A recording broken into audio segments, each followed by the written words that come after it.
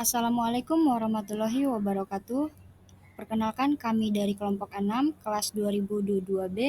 Di sini kami akan membahas tentang predictable books repetition of phrase.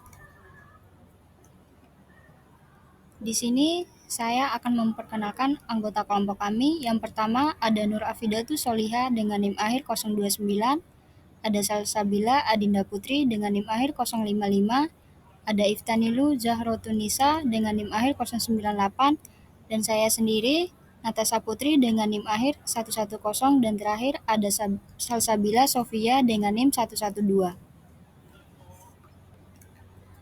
Selanjutnya saya akan menjelaskan tentang pengertian buku Repetition of Phrase. Buku Repetition of Phrase biasanya mengacu pada buku yang membahas teknik pengulangan frasa atau kalimat dalam konteks pembelajaran bahasa atau komunikasi untuk memperkuat ingatan dan pemahaman. Pengertian repetition sendiri adalah teknik pengulangan informasi secara berkala dengan tujuan memperkuat daya ingat, pemahaman, dan penekanan makna.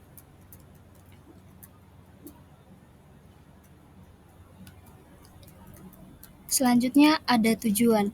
Yang pertama, membantu pembaca memahami bagaimana repetisi dapat bermanfaat untuk belajar, terutama dalam menghafal kosakata dan struktur bahasa. Yang kedua, pengulangan terstruktur, meningkatkan pemahaman dan retensi informasi. Yang ketiga, meningkatkan pengucapan, pendengaran, dan kemampuan menulis melalui latihan pengulangan. Dan yang terakhir, memperjelas dan menegaskan bahasa atau ide melalui pengulangan dalam komunikasi lisan dan tulis. Selanjutnya akan disampaikan oleh teman saya.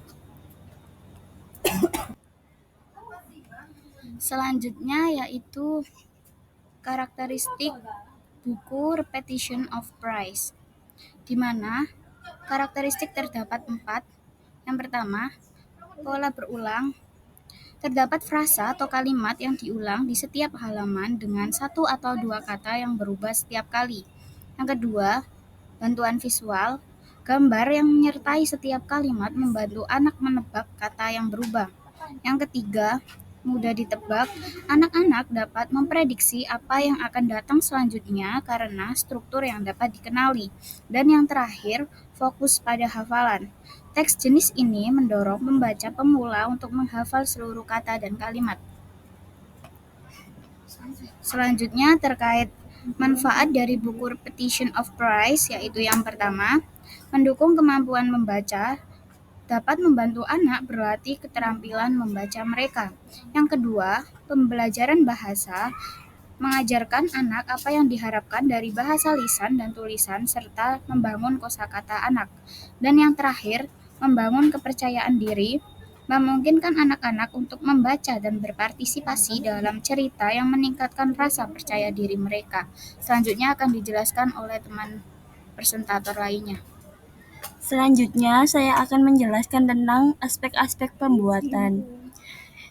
Yang pertama, tujuan strategis, meliputi menegaskan gagasan atau poin penting. Yang kedua, menciptakan ritme dan alur. Yang ketiga, meningkatkan daya ingat. Yang keempat, membangun kesan dan pengaruh. Yang kedua, pemilihan frasa, meliputi kesesuaian dengan konten. Yang kedua, kejelasan makna. Yang ketiga, penempatan yang tepat, meliputi selektif dan terukur. Yang kedua, dalam konteks yang berbeda. Dan yang terakhir, variasi dan keseimbangan, meliputi hindari kebosanan. Yang kedua, kombinasikan dengan teknik lain.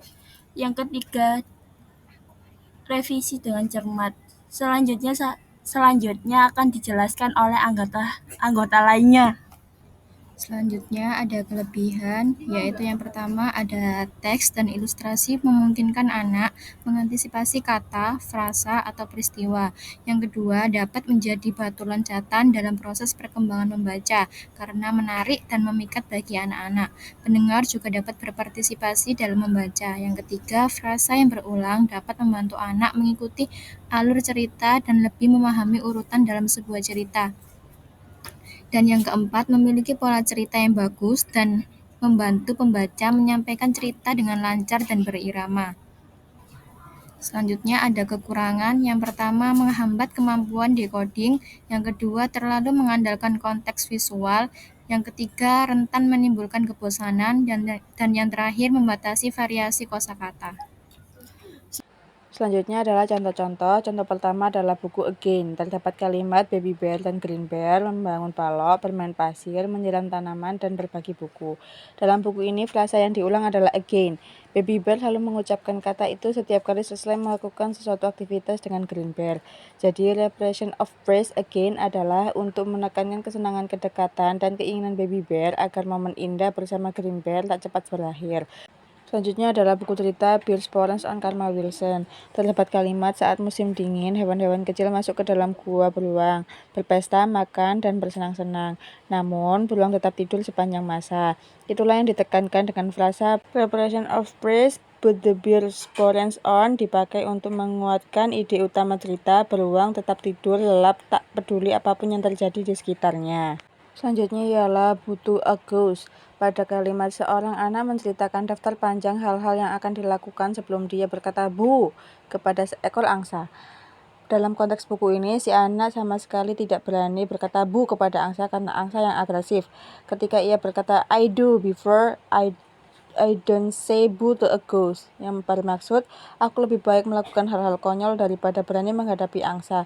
Repression of praise before I don't say boo to a ghost menekankan rasa takut si anak pada angsa sekaligus memberikan struktur berulang yang lucu dan menyenangkan. Selanjutnya adalah chicken soup with rice yang terdapat kalimat Januari hingga Desember kapan saja adalah waktu yang tepat untuk makan sup ayam dengan nasi. Buku ini adalah frasa yang selalu diulang pada setiap bulanan yaitu chicken soup with rice. Setiap bulan Januari hingga Desember narator anak kecil bercerita tentang musim atau kegiatan bulanan itu lalu menghubungkan dengan makan sup ayam dengan nasi. Chicken soup with rice muncul berulang kali setiap bulan memberikan ritme penekanan dan rasa lucu hingga sekaligus hangat. Makanan itu menjadi simbol bahwa sup bisa dinikmati kapan saja dari bulan Januari hingga Desember.